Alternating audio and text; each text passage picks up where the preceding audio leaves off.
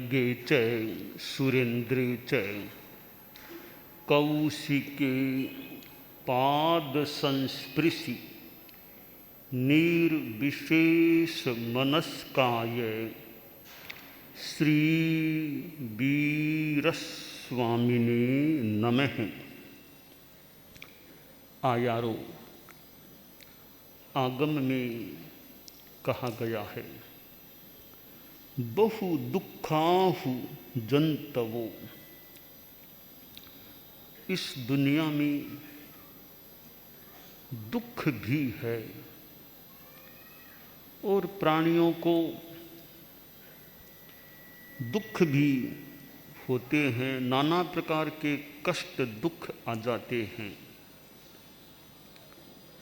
दुख है तो दुख का कारण भी है, दुख मुक्ति भी होती है, हो सकती है,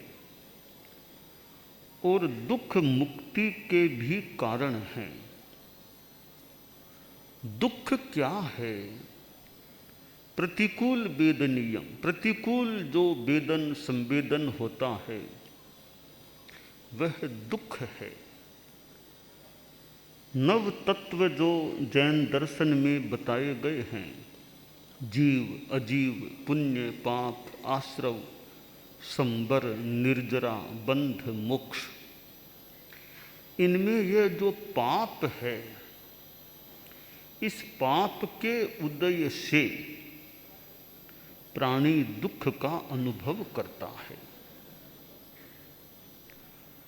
8 जो कर्म बताए गए हैं, 4 कर्म तो एकांत पापात्मक हैं, 4 कर्म उभयात्मक हैं, पुण्यात्मक भी होते हैं और पापात्मक भी होते हैं। तो पाप तो 8 ही कर्मों से जुड़ा हुआ तत्व है। अब पाप का बंधन क्यों हुआ, किसने किया? किया तो जीव ने ही है। जीव में जो आश्रव रूप परिणाम है, कर्मों का आकर्षण जिससे होता है, वह आश्रव दुख का कारण है। जो दुख संवेदन हो रहा है पाप के उदय से, और पाप का भी कारण क्या है? वह आश्रव है। आश्रवो भव हेतु स्यात्। ये भव संसार का, जन्म मरण का, दुख का कारण आश्रव है, और कहीं वो पुण्य रूप जो सुख है उसका कारण भी आश्रव है। तो नव तत्वों में आश्रव को हम दुख के कारण के रूप में देख सकते हैं। कि दुख मुक्ति भी हो सकती है क्या? स्वल्प दुख मुक्ति तो कभी हो जाए, पूर्णतया दुख मुक्ति भी जीव को मिल सकती है, और संपूर्ण दुख मुक्ति का नाम मोक्ष है। मोक्ष की प्राप्ति हो गई, फिर कोई दुख नहीं रहेगा उस जीव के लिए, और न वहाँ शरीर है, न वाणी है, न मन है, न विचार है, न स्मृति है, न कल्पना है, न भोजन करना है, न मनोरंजन की कोई बात, मन खुद है ही नहीं। तो वो संपूर्ण दुख मुक्ति रूप मोक्ष होता है। तो दुख मुक्ति के भी कारण हैं। संबरो मोक्ष कारणम, मोक्ष का एक बड़ा कारण है वह संबर है। और साथ में निर्जरा भी एक तत्व है। कर्म टूटते हैं, पूर्वार्जित कर्म निर्जीर्ण होते हैं। तो संबर निर्जरा के द्वारा पूर्ण दुख मुक्ति यानी मोक्ष की प्राप्ति हो जाती है, हो सकती है। संसार में जितने भी प्राणी हैं, मनुष्य भी हैं और भी पशु पक्षी और स्थावर जीव, कितने प्राणी हैं, ये प्राणी विभिन्न रूपों में दुख भोगते हैं। हम मनुष्यों को देख लें, मनुष्यों में भी कितने प्रकार के दुख कष्ट आ जाते हैं। किसी के शारीरिक प्रॉब्लम्स हैं, समस्याएं हैं, शरीर में तकलीफ, किसी के किडनी की, किसी के लिवर की, किसी के हार्ट की, किसी के बीपी अप डाउन होता रहता है, कोई कोलेस्ट्रॉल है और है, ऐसी किसी के शुगर की समस्या है। कितनी समस्याएं शरीर में हो जाती हैं, हो सकती हैं। पैरों में तकलीफ हो गई, चलना कठिन हो जाता है, हाथों में कंपन हो रहा है। तो ये पुराने साहित्य में 16 बड़े रोग और की बात आती है।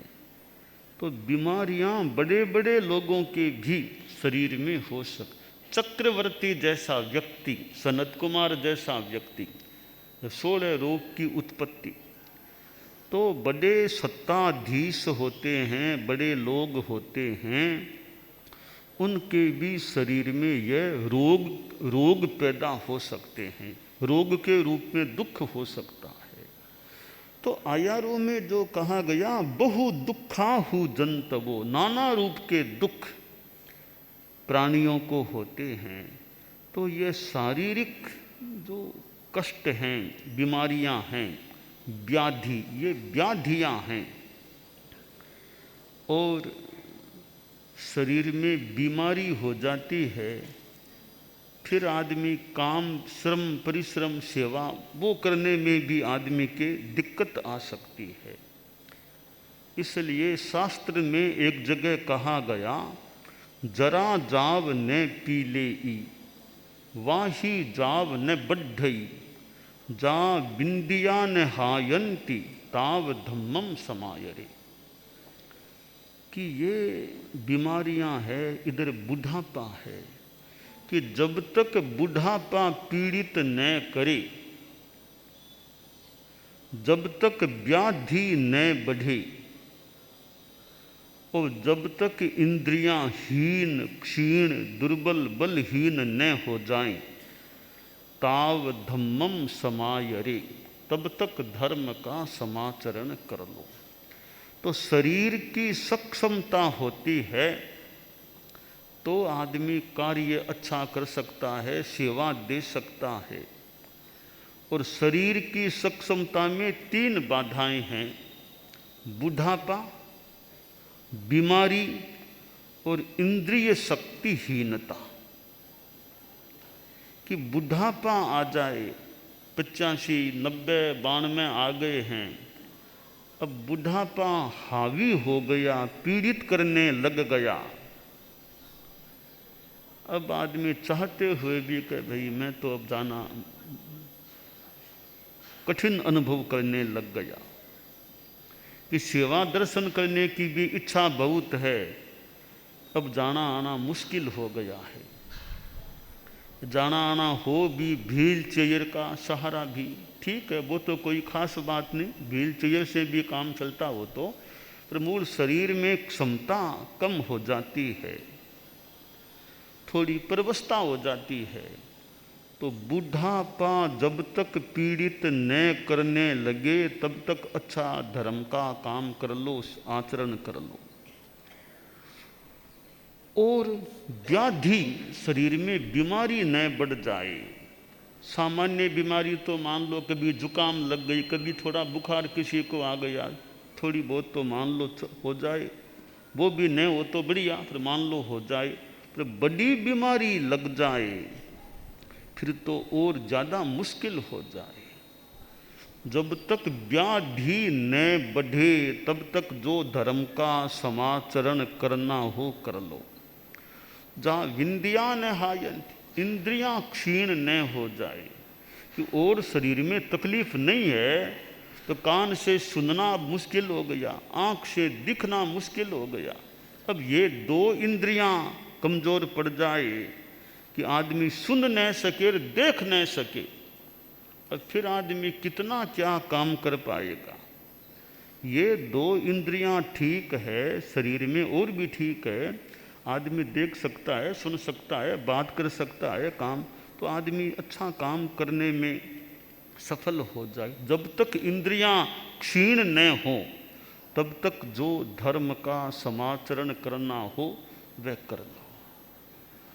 तो आयारों में जो यहाँ कहा गया, बहु दुखाहु जंतवो, नाना प्रकार के दुख होते हैं प्राणियों को, तो मनुष्यों में भी ये शारीरिक बीमारियां, हमारे संत लोग और हैं, साधवियाँ भी न हो तो ठीक है, बाकी तो कर्मों का योग है, जैसा भी योग है, हो जाए तो हो जाए। अगर हो जाए तो फिर चित्त समाधि बनी रहे, मन में शांति रहे और मनोबल अच्छा रहे, वो पुष्ट रहे। थोड़ी बहुत तकलीफ की परवाह न करके आदमी थोड़ा जितना हो सके काम करता रहे, अपना काम करता रहे, दूसरों का हो सके उतना करता रहे। मनोबल कमजोर पड़ जाए, बाद में शरीर की बीमारी भी बहुत हावी हो सकती है, प्रभावी हो सकती है।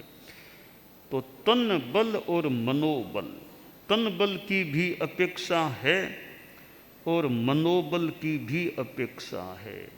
दोनों का योग रहे कि थोड़ा तन कमजोर है तो मनोबल पुष्ट रहे, तो भी आदमी अपना काम चलाता रहे। तो हमारे जीवन में यह शारीरिक स्वास्थ्य, चित्त की प्रसन्नता और मनोबल, ये तीन चीजें अच्छी रहती हैं तो आदमी जीवन में अच्छा काम कर सकता है, परोपकार भी कर सकता है। परम पूज्य आचार्य भिक्षु की यह जन्म 3 शताब्दी का वर्ष है। अब स्वामी जी यानी आचार्य भिक्षु ने कितना शरीर की शक्ति का उपयोग किया होगा। ठेठ अंतिम चतुर्मास यानी सिरियारी पदार गए तब भी वो श्रम करते थे, गोचरी पदार्थे और भी अपना काम करते थे, और भी काम करते। तो यानी शरीर की शक्ति का उपयोग कितना करते थे। और विरोध और वो जो भी हुए, उनका मनोबल या क्षमता जो भी जिस रूप में रहा है, वरना आदमी यूँ विरोध में और में थोड़ा घबरा जाए, कमज़ोर पड़ जाए।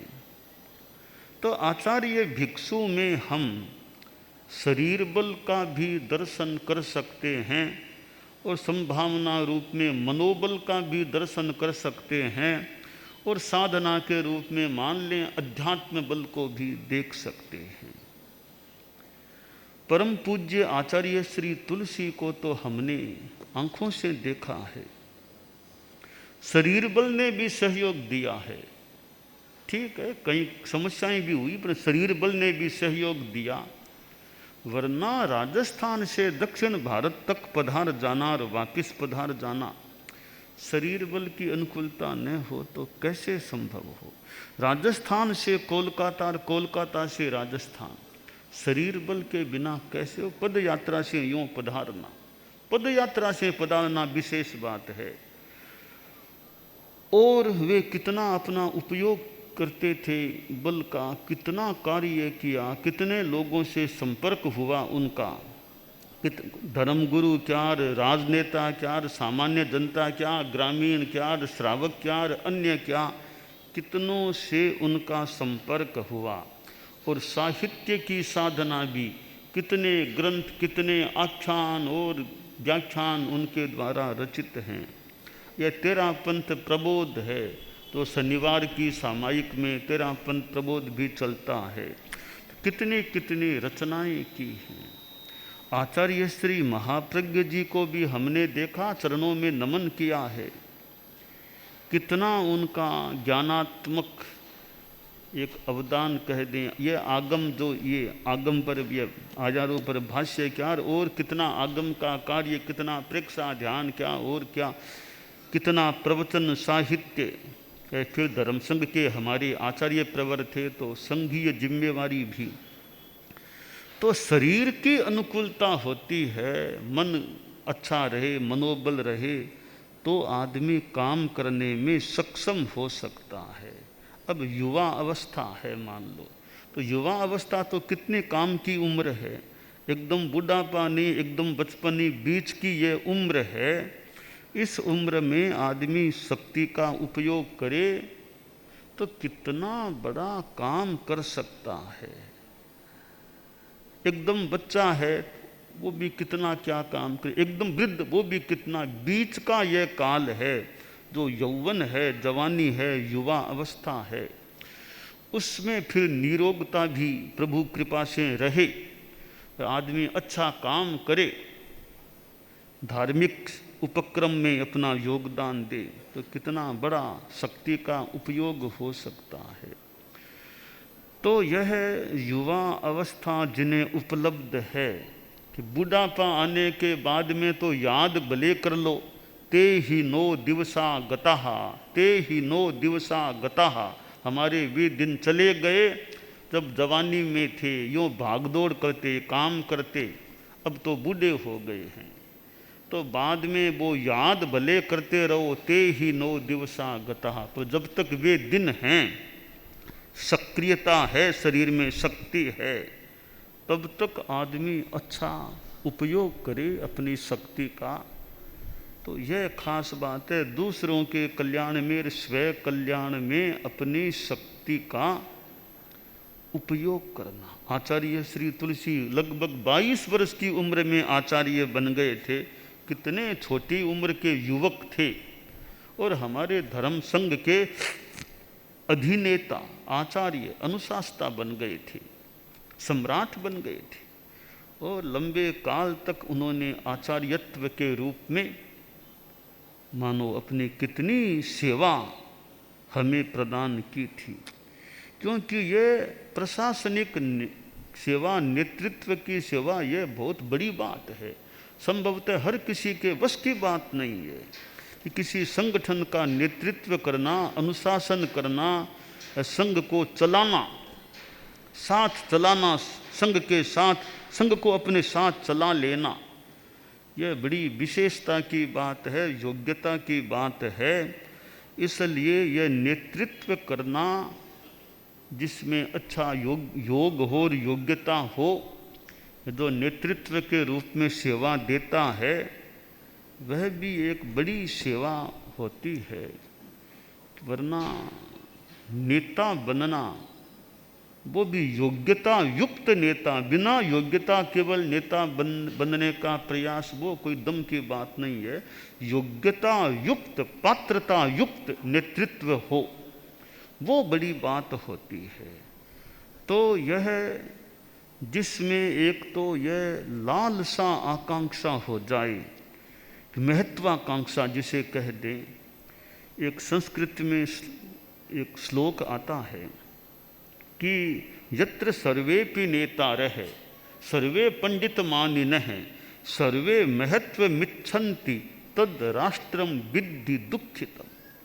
कि जिस संगठन में, जिस देश में सारे लोग मैं भी नेता, मैं भी नेता, मैं भी नेता, सब नेता नेता नेता नेता बनने के लालसा वाले हो जाएं, सब पंडित, अपने आप को पंडित, मैं पंडित हूँ, अरे ज्ञान तुम्हारे में कितना है, ज्ञान विशेष नहीं पर पंडित कहलाने की भावना। और सर्वे महत्व मिच्छन्ति, कि सब हमें मंच पर बिठाओ, हमें मंच पर बिठाओ, सब में वो भावना। तो कवि ने कहा तद राष्ट्रम विद्धि दुखितम, वो राष्ट्र दुखी हो जाएगा जहाँ यह स्थिति होगी। तो योग्यता का होना बड़ी बात है, पात्रता का होना। और ये नेतृत्व करने वाले राजनीति के क्षेत्र में भी लोग होते हैं, देश को चलाते हैं, प्रांत की सरकार आदि होते हैं। तो दूसरों पर अनुशासन करने वाले हैं, पहले खुद पर अनुशासन करना हम सीखें कि दूसरों पर करो, वो भी सेवा है। तो उसकी एक अर्हता यह है निज पर शासन फिर अनुशासन। पहले तुम निज पर अनुशासन करो, वो तुम्हारे में योग्यता आ गई, तुम अपने आप पर अनुशासन करने वाले बन गए हो, और भी कुछ विशेषताएं हैं जो अपेक्षित हैं, फिर तुम दूसरों के अनुशासता, दूसरों के नेता बनने के लायक बन सकोगे। तुम दूसरों के अंडर रहकर काम कर सकते हो या नहीं? तुम दूसरों पर अनुशासन करना चाहते हो, दूसरों के नेता बनना चाहते हो, तुम दूसरों के नीचे रहकर काम कर सकते हो या नहीं? कि वो मैं नहीं कर सकता। तुम दूसरों के नीचे नहीं रह सकते, दूसरे तुम्हारे नीचे फिर क्यों रहेंगे? तो दूसरों पर अनुशासन करना है तो पहले खुद अनुशासित रहो कि मैं गुरु बनना चाहता हूँ। तुम शिष्य अच्छे बने या नहीं, तुम खुद अच्छे शिष्य हो या नहीं बने या नहीं। कि शिष्य तो नहीं बनना मुझे, तो बिना शिष्य बने सीधा गुरु क्यों बनना चाहते हो? पहले खुद भी तो अच्छे शिष्य की योग्यता तो प्राप्त करो, अच्छी विनय वाली और भी योग्यता शिष्यत्व की हो, लायक शिष्य हो गए, उसमें फिर और भी विशेषताएं हैं तो गुरु बनने के लायक भी बन सकता है। तो गुरु बनने से पहले एक सुयोग्य शिष्य तुम बन जाओगे तो गुरु बनने की भी अर्हता आए तो आ जाए। सीधा कि मैं तो गुरु बन सकता हूँ, शिष्य नहीं, क्योंकि सीधा तुम्हें गुरु कौन बनाना, सामान्यतया कौन सीधा गुरु बनाएगा? थोड़ी खुद में अर्हता हो, मान लो शिष्य औपचारिक रूप में नहीं भी बने, पर वो निज पर शासन की बात तुम्हारे में आई या नहीं, तो वो आ गई है, बस बहुत अच्छी योग्यता आ गई। निज पर शासन, स्वयं पर स्वयं अनुशासन करना। अपनी वाणी पर अनुशासन कर सकते हो या नहीं? अपने इंद्रियों का संयम कर सकते हो या नहीं? अपने मन पर थोड़ा तुम्हारा कंट्रोल है या नहीं? अपने शरीर पर अनुशासन है या नहीं? अहंकार तो तुम्हारे में ज़्यादा नहीं है ना, तो ये अहंकार विशेष न हो, इंद्रियों पर, मन पर, वाणी पर अनुशासन हो कि तुम बोलते हो, बात प्रामाणिक बोलते हो या ऐसे ही बोल देते हो? किसी के बारे में बात करना और बिना पूरा सोचे ही तुम स्टेटमेंट दे देते हो किसी के बारे में। भाई पहले देखो बात सही है, सुनी सुनाई थोड़ी बात आई, पूरा ध्यान नहीं, पक्की प्रामाणिक है या नहीं, 10 लोगों के बीच में हमने फैला दी। भाई ये तुमने अनुशासन कहाँ रखा? तुमने पूरी बात की जानकारी भी अभी तक प्राप्त नहीं की, तुमने किसी के बारे में ऐसी वैसी यूँ उतरती बातें शुरू कर दी। तो आत्मानुशासन, वाणी पर हमारा अनुशासन, जबान पर लगाम कि मैं भाई परिषद में बोलना हो और भी ध्यान हमें रखना ही चाहिए। एक तो ठीक है व्यक्तिगत बात में भी ध्यान रखना, परिषद में कोई बात अगर हमें कहनी है तो भाई पूरी जानकारी हमें है या नहीं। अरे किसी के बारे में जहाँ तक हो उतरती बात तो जहाँ तक हो किसी की क्यों परिषद के बीच में करें? तो कोई संसद में, परिषद में, जनता में बोलना हो, पब्लिक में बोलना हो, तो अपने संगठन के बारे में बोलना है तो किसी संगठन के सदस्य की ऐसी वैसी उतरती बात कर दें, परिषद के बीच में कर दें, वो बात सही है या नहीं? अगर सही नहीं है, हमने परिषद में किसी पर कमेंट कर दिया, तो वह थोड़ी एक अनुशासन की हमारी कमी हो सकती है। सही बात है, गलती उसने की है तो भी सोचें परिषद में बोलना अपेक्षित है क्या? व्यक्तिगत बात कहना हो तो कह दें, परिषद में बोलना उचित और अपेक्षित है या नहीं? तो यह सारा हमारा वाणी पर अपना अनुशासन, कंट्रोल रहे और हमारे मन पर भी हमारा कंट्रोल हो। हम मन में क्या किसी के बारे में बुरा तो नहीं सोचते हैं। इस प्रकार की अनेक चीज़ें हैं जिनसे आदमी एक बड़ी अर्हता है निज पर शासन फिर अनुशासन। दूसरों पर अनुशासन करना है, नेतृत्व करना है, तो हमारे में निज पर शासन, 2 भाग हो गए, निज पर शासन फिर अनुशासन। यानी अनुशासन करने की पृष्ठभूमि है वो है निज पर शासन।